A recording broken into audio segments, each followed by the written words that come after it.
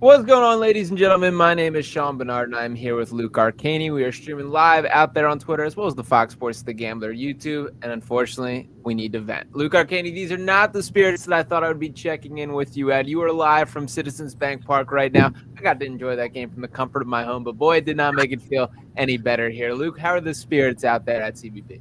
Yeah, they're not great. You thought they had it. It was, and I mean, it was. I mean, you go down and you look at the box score, and it's just like it was putrid baseball for what 8 innings. And then they do that thing where give you some hope. They try and get you back in, and then some questionable stuff in the ninth. I think we'll get to it, but it's just you can't win a baseball game when you play one good inning. And I mean, I think the Dodgers played one good inning too, and they won. But it's heartbreaking, man. It's I don't really know the other word for it. I don't think anyone even needs them to win both games here. Like, they lost game one, it stunk, but just come out and even it up, go out to LA and steal one. And now you're, head into LA, Yamamoto on the mound versus Aaron Nola, and you're one game away from losing 6 of 7 playoff games in 2 years. It's not great, man. It's not great at all. Yeah, not at all. And we got a lot we got to hit on here. I do want to circle back to that Aaron Nola point for game 3. I also want to talk about to bunt or not to bunt. The bunt heard around the world tonight. I do want to start off with a little bit of positivity tonight. Jesus Luzardo, man. That dude came to Philadelphia. It's about it. That's about it. But this dude came and spoke all season about how he wants the pressure, how he wants to pitch with the tensions on him, with the crowd behind, and boy, did he look the part tonight. Shout out to him for showing up, and it is such a crime that he's the dude to take a loss on this game. They've had unbelievable pitching from both Christopher Sanchez and Jesus Luzardo to start this series here, but the offense simply has not held up to their end of the bargain, and that's exactly where I think today comes down to. We're talking about it. I know the stats that you've tweeted out yourself, that the top 3 of this order, Trey Turner, Bryce Harper, and Kyle Schwarber, batting 111 at the plate without an extra base hit through games 1 and 2, and like the at-bats have looked even less competitive than that. Schwarber, man, we're going to have a real conversation about the future of the Kyle Schwarber outlook because it has taken a turn in these playoffs. But I'll throw it to you, Luke. What's going on with the lineup entirely right now? Because it seems like nothing. Yeah, I don't know. And it's crazy because game 1 they saw a ton of pitches in the zone. Like there wasn't a ton of chase in game 1. Like I didn't think they had like poorly disciplined at bats in game 1. I thought they were just missing balls over the plate. Yeah. And then you get tonight and I can't not go back to the 6th inning with Bryce Harper. Yeah. I believe it was the 6th. That was the moment. That's the one I just keep going back to. And 2 on, 1 out. Like that's where nobody remembers game 1 if Bryce Harper has a moment there. And it doesn't need to be it doesn't need to go into the 3rd deck. It doesn't need to go in the seats. It needs to go to the outfield or at least be in play. And it feels like to me that, the 2 best hitters on this team are trying to play hero ball right now. Yeah. I think Schwarber's going up there right now, and it looks like he's trying to hit a home run every single at bat. Harper's going up there. It looks like he's trying to hit a home run every single at bat. It can't happen. Like Bryce can't strike out there. I don't care if he grounds out. I don't care if he pops up. I don't care if he bunts. Like he can't strike out there. I know bunting's a hot topic right now. That was a joke. That was a joke, obviously. You just can't strike out there. And it's funny because like I know he made the last out and I know Trey grounds out, kind of flares one off the end of the bat. Something crazy almost happened there with that throw, and that was almost insane. But like, I didn't think Trey had a terrible night. I thought he worked a good walk in the 6th. I thought he had a big base hit in the 8th. Nothing Trey's came the from least it. guilty of these three for sure. Trey is the least guilty out of tonight. And I understand a lot of people are going back. What inning was that? I guess that was the 7th. On that really short chopper that Trey had to play at home. Yeah. If you play baseball, you know how hard of a play that is, man. Like, that is. And the throw was in time. It was just wrong side. The throw was in time. And, I saw a screenshot too. It seems like JT could have probably blocked the plate there because the Phillies are in an infield in situation and the play's at home. He can't really get called for blocking the plate there. So he probably needs to be over the plate more. Trey was so basically close to the mound that he's throwing that back. That's not a normal crossbody throw, man. That's such a hard play. Yeah. It did kind of unravel after that in that inning, but I don't know, man. I keep going back to two things. It's the stop bunt and it's the Harper strikeout. Yeah. Let's dig in on the stop bunt here. Yeah. So I'll phrase it to you this way, Luke Arcaini. Which of these things do you have a problem with? For starters, the concept that Bryson Stott is bunting while you're down 1 run in the 9th inning, and there was no outs at that time, if I'm correct on that there. Do you have a problem with Nick Castellanos being the guy that you're attempting to bunt over there? Do you have where are you at on where did this go wrong? Was it the execution? Because I think we can kind of dig in on each of these specific points. It's weird. Because what the Dodgers ran is they ran this thing called a wheel. And you see it here and there in baseball. You don't see it a ton anymore. But it's a play that teams practice because sometimes you need to bring it out. Second and first, no outs there. They decided to bunt.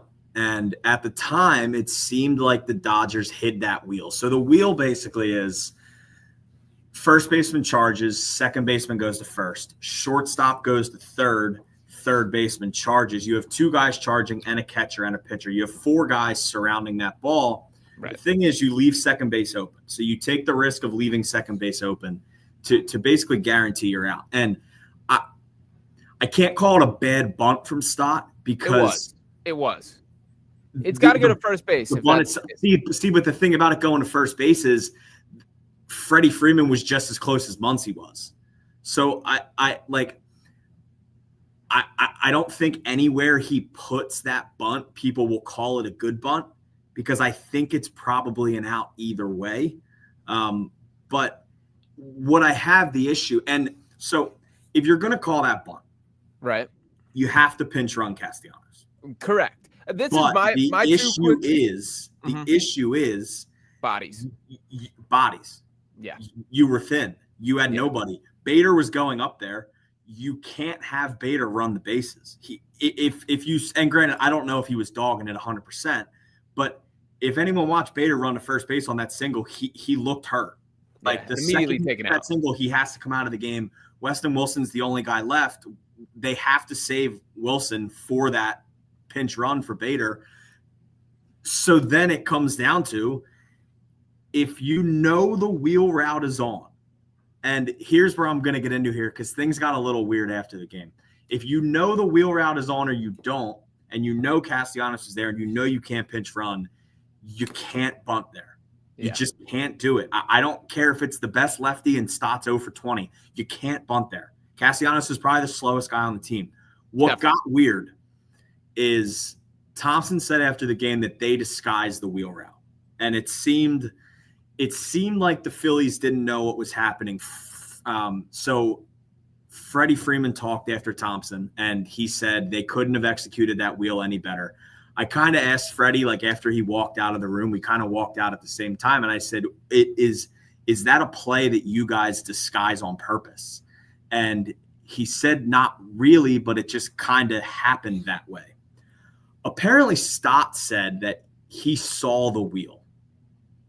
So if he sees the wheel, then I don't know how that bunt's not called off. I don't know. And you should be getting to second if that's the case for Stott. I don't understand what.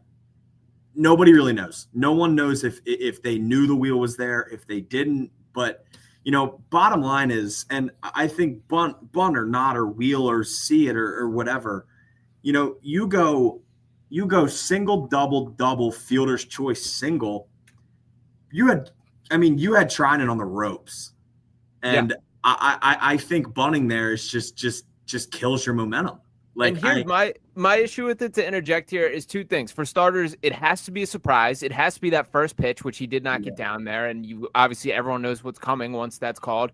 It can't be Castellanos being the guy that moves over, because he's just the slowest human being in baseball and not going to really create much of an advantage there. And the root of all of this is Rob Thompson doesn't believe that Bryson Stott could have gotten a hit against the left-handed pitcher. That is the root of this exact equation here, which to me is problematic and probably the bigger story here. I get it. Like, Sosa started the game, that they stopped. Like, you can't, and you're right, the bodies is a very valid point here. You just can't make all these substitutions. You don't have enough players for that to be the case here. But I do think, like, the true serum for why that bunt was laid down was simply because Rob Thompson did not believe that Bryson Stott could get a hit here. And that was the first time all game where the bats felt like they were remotely alive. Yeah. I don't see it, because here's the weird part about bunts. If he gets that bunt down first pitch, Dodgers aren't halfway in. Castellanos probably gets the third. Nobody ever talks about that bunt ever again. Because it's on the second pitch, the Dodgers are in. They get the out at third. It goes from, you have Harrison Bader, right? Bader, yes. Bader was next. You have Harrison Bader up with a man on third who represents the tying run, and one out? Yeah. It goes from that to, that's one of the worst decisions Rob Thompson has ever made. Like, that's the craziest part about that. But that's play. Baseball, man. That's baseball. And that's the wild part about it, is if Stott gets the bunt out, and I believe he pulled back because the pitch was out of the zone. I can't remember. Yeah. I have a million things going Pretty through sure. my brain. But if Stott gets the bunt down first pitch, like if that ball's over the plate, and granted, I guess that was still Trinan at that point pitching, but credit to him for seeing the bunt and getting that ball out of the zone. Because if he keeps that ball in the zone, Stott gets the bunt down, Castellanos is on third, Bader probably ties the game. Yeah.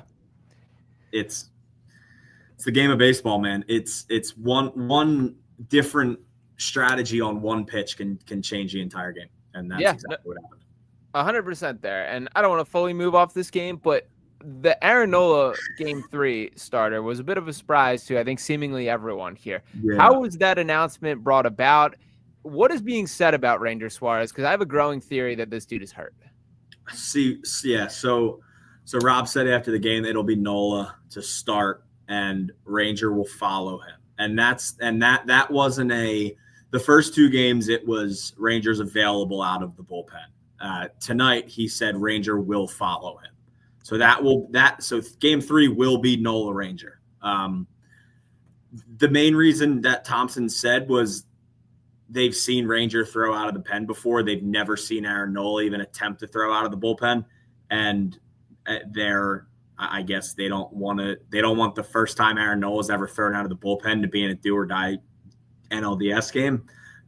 So, hey, listen, I mean,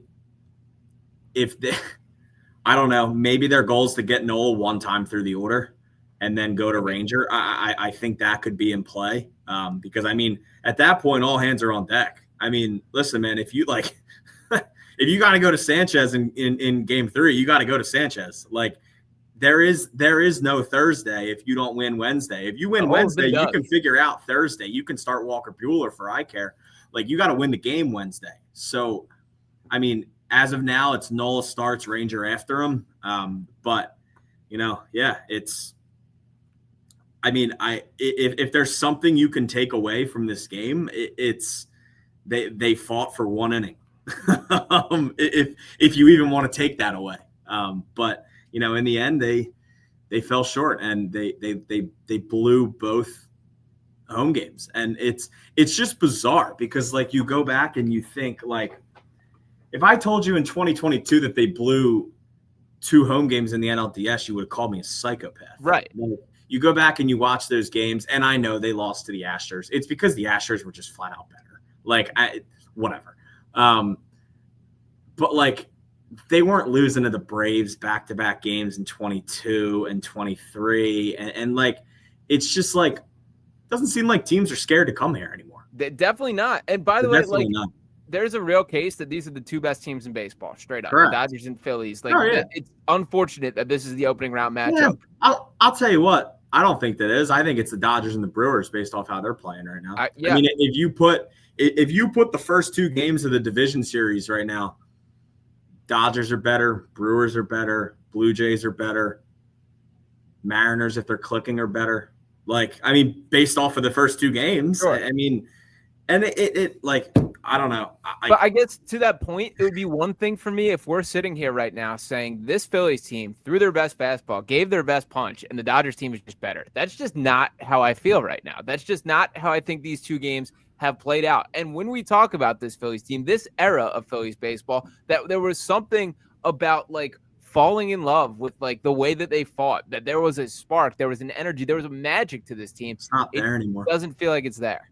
No, it's not there anymore. And I don't know what it is. Like you're all right, dude. Nice. Cool. Congrats.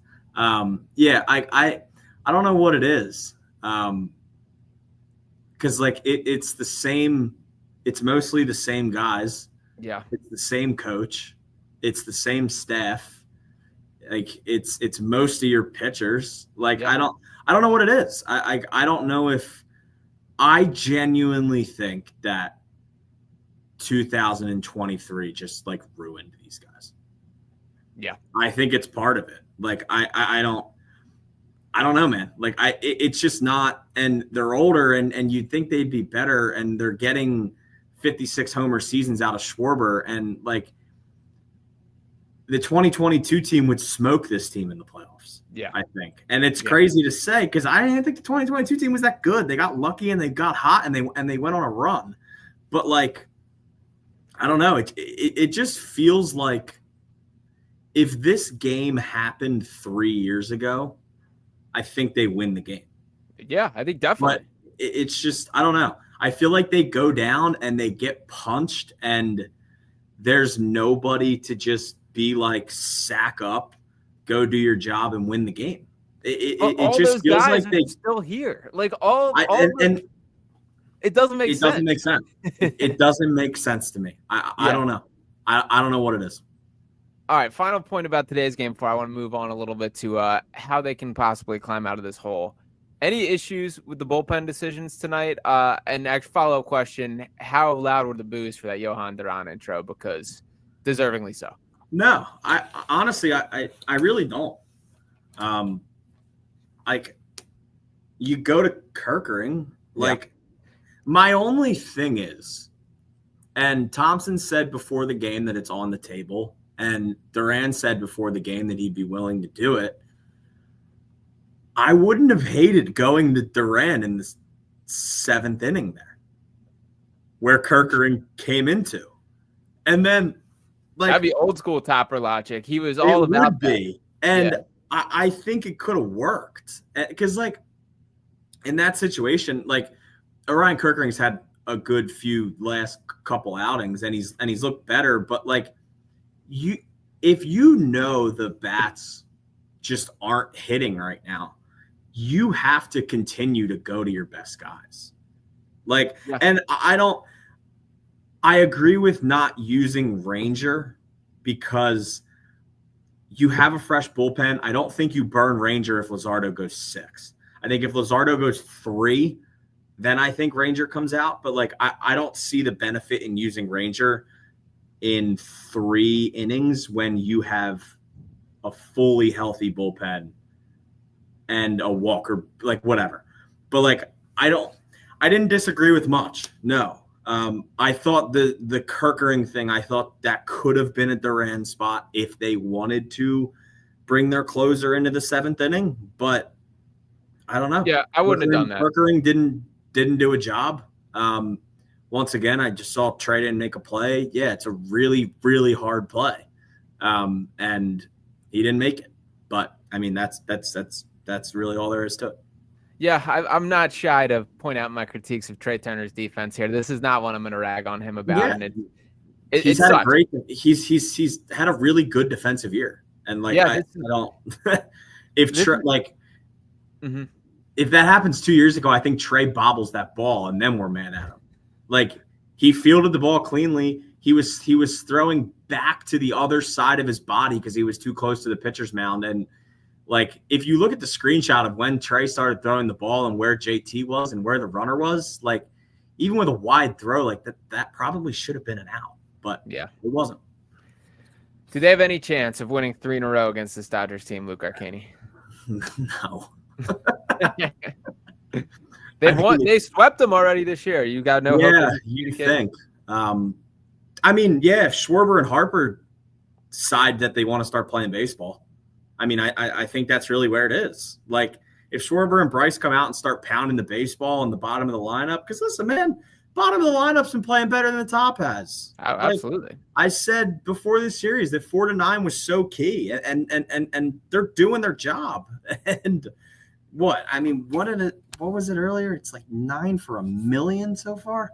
I mean, it's Kyle Schwarber, for the record, 5 for 52 in the NLDS since joining the Phillies. That is a .096 batting average there. To add a little bit more context, in this stat coming from you directly here, that the top 4 of the Phillies lineup in game 1 and 2 are 3 for 27 with 12 strikeouts, 0 extra base hits right there. That is a .111 batting average. And there's a comment here that says, why pitch Kerkering and Strahm when they pitched game 1? Because they were both available.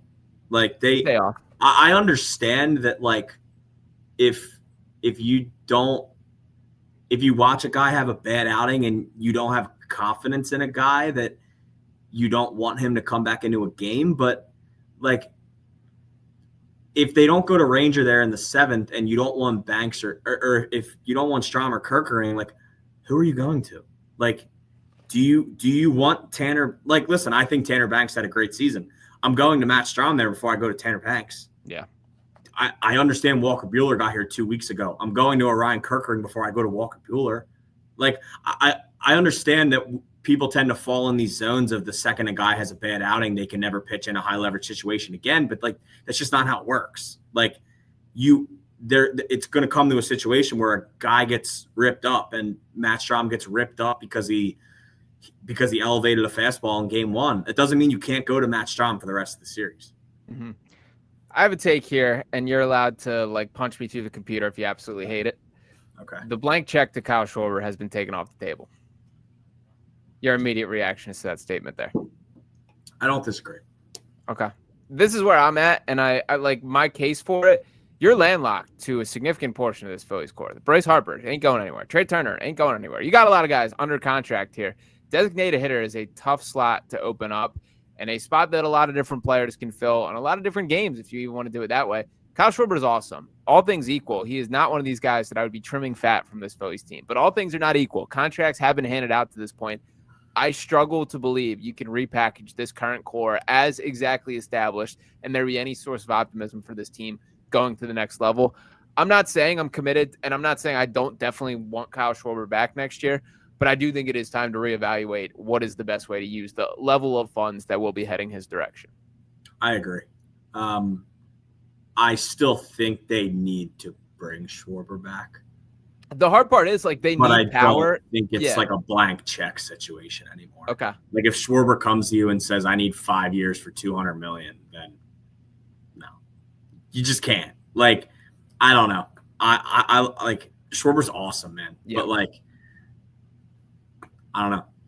Yeah. And, like, I would still lean to, like, I'd rather bring Schwarber back than not bring Schwarber back, obviously. But I still agree. Hit like 190 home runs in 4 seasons with them. But, like, you know, you sit there and you look at the NLDS numbers and you look at I think he's 0 for his last 22 in the playoffs. 21, 22. Like, yeah, it's been 2 bad postseasons.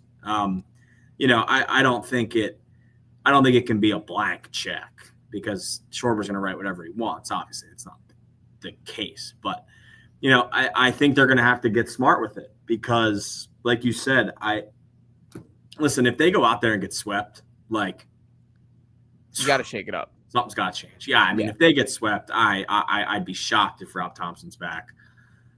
I mean, I don't even really know. Like, I mean, your free agents are Schwarber, Ranger, JT, Ranger, Bader has the option, but he's going to decline it.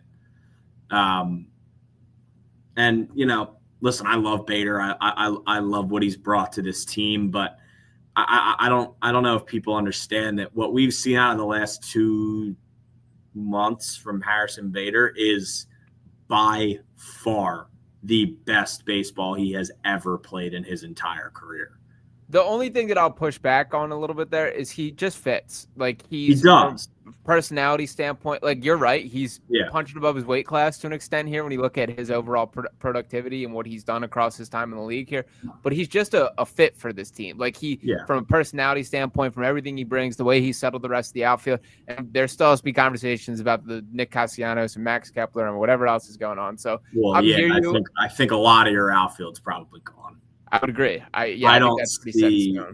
If I had to put a guess on it, I don't think Castellanos is back next year, and Kepler's only on a 1-year deal, so I don't see them re-signing Kepler.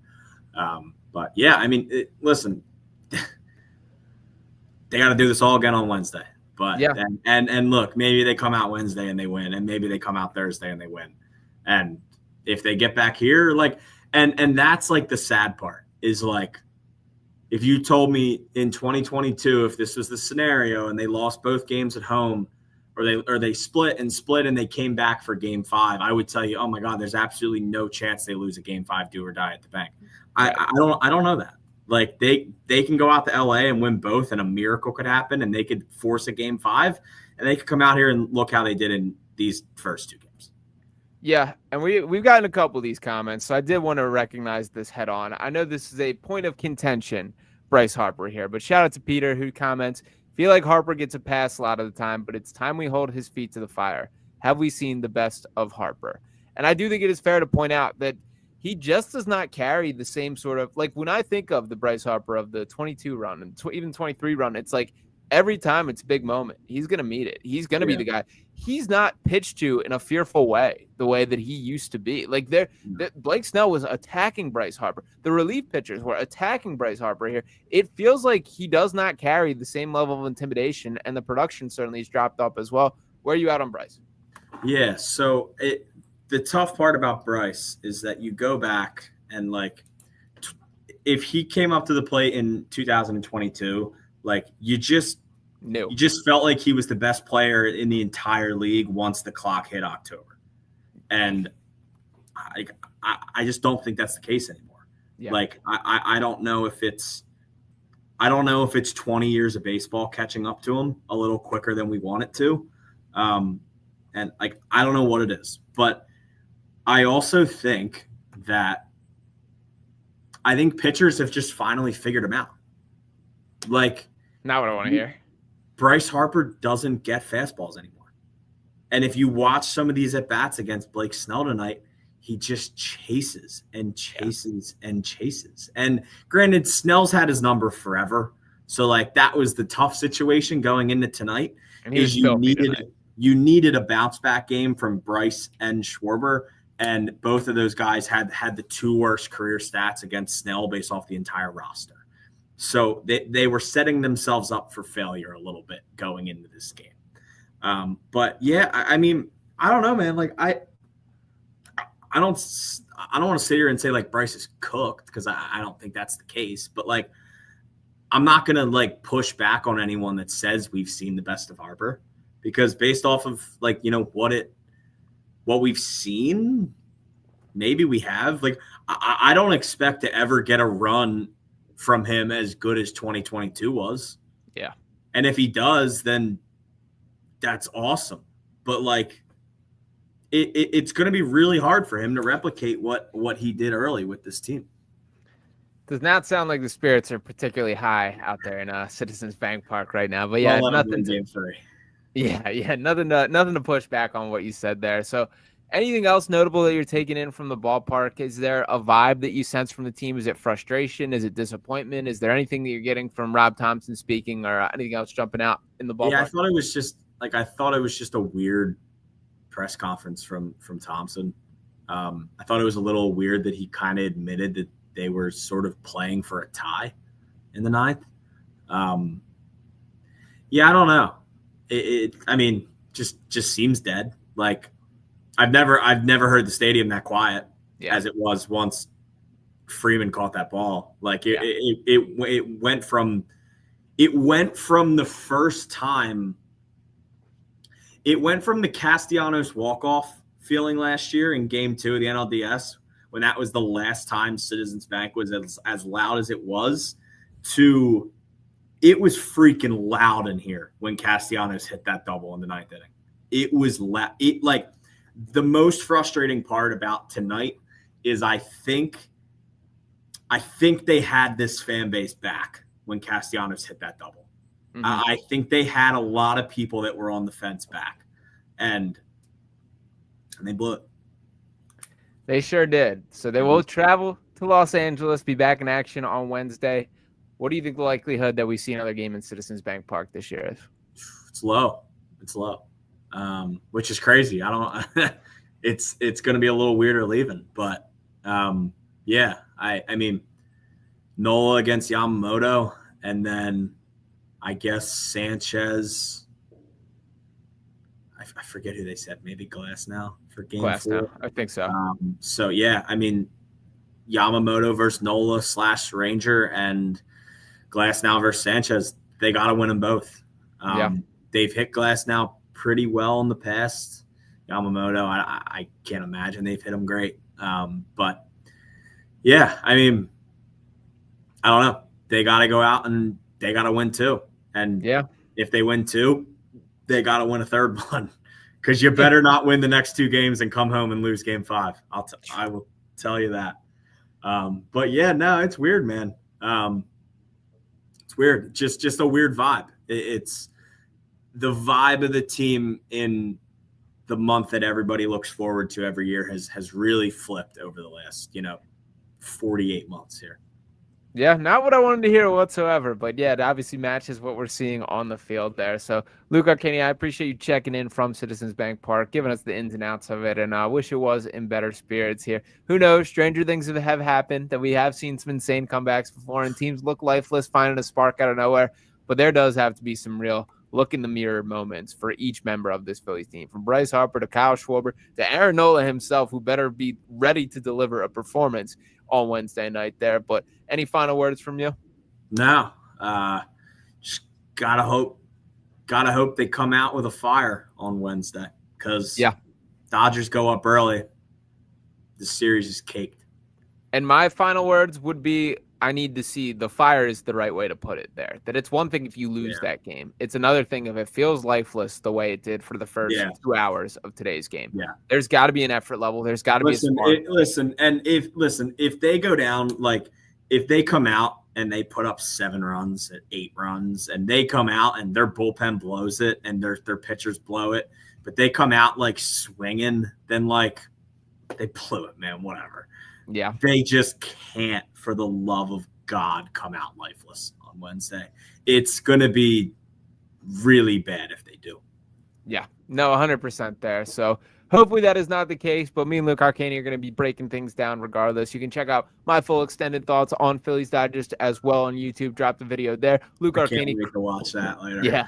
Luke Arcaini cranking out his work for Crossing Broad. Already got a couple articles up, and I'm sure plenty more in the works. So make sure you guys are tapping into that. Make sure you're liking and subscribing wherever you are watching that. If that is the Fox Sports The Gambler YouTube, if this is on either me or Luke's Twitter account here, make sure you're dropping a follow as well. Appreciate you guys for hanging with us, venting with us a little bit, and hope it made the night feel a little bit better. We'll be back talking with you next time and be ready to get back on the horse and hyped up for Game 3. So we'll see when that does. But for the night, we'll talk to you guys later. Peace.